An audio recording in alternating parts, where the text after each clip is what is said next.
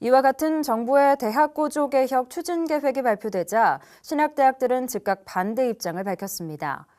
획일적인 평가와 그에 따른 규제에 앞서 종교적 특수성이 고려돼야 한다는 주장입니다. 계속해서 이인찬 기자의 보도입니다.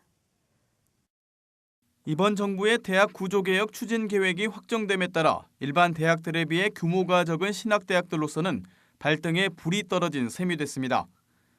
한국교회 주요 신학대학교들이 참여하고 있는 한국신학대학 총장협의회는 지난해 12월 소규모 신학대학을 배려하지 않은 일률적인 정원 감축은 지양해야 한다는 뜻을 교육부에 전달하며 사실상 반대 입장을 분명히 했습니다.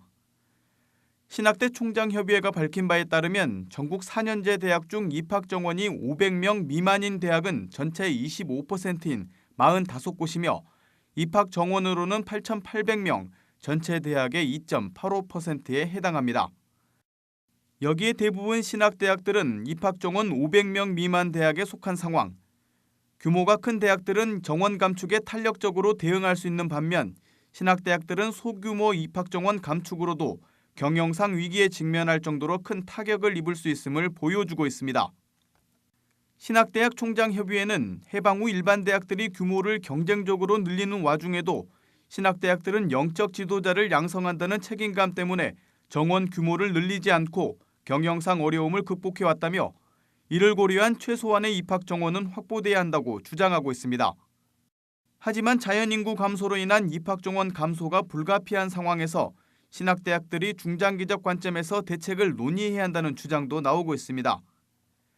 게다가 최근 5년간 주요 신학대학원들의 지원자 수가 감소하고 있다는 관련 통계들은 신학대들의 더 능동적인 자세가 필요함을 보여주고 있습니다.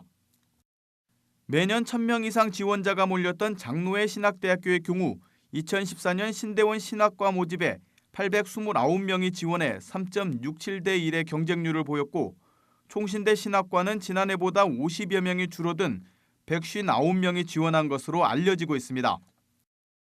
공교단에 속한 한 종합대학의 신학대학원도 수년째 입학 정원을 채우지 못하고 있는 실정입니다. 이런 가운데 신대원 경쟁률 감소가 교단 지도자들의 부정적 모습 때문이라는 한 신학교 내 여론조사를 일례로 보면 신학교의 경쟁력 약화는 신학교만의 책임이 아니라는 점도 고려되어야 합니다. 신학교 경쟁력 강화는 학교와 한국교회가 함께 풀어야 할 과제라 할 수 있습니다.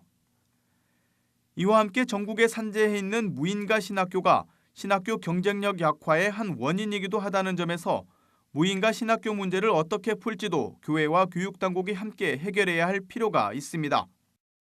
한편 관주도의 개혁이 오히려 교육의 획일화를 초래할 수 있다는 우려도 들려오고 있습니다. 또 이번 교육당국의 대학 구조개혁 계획이 신학교 문제를 지나치게 단순하게 생각하지는 않았는지 또 의견은 충분히 수렴했는지도 점검이 필요해 보입니다. C채널 뉴스 이인창입니다.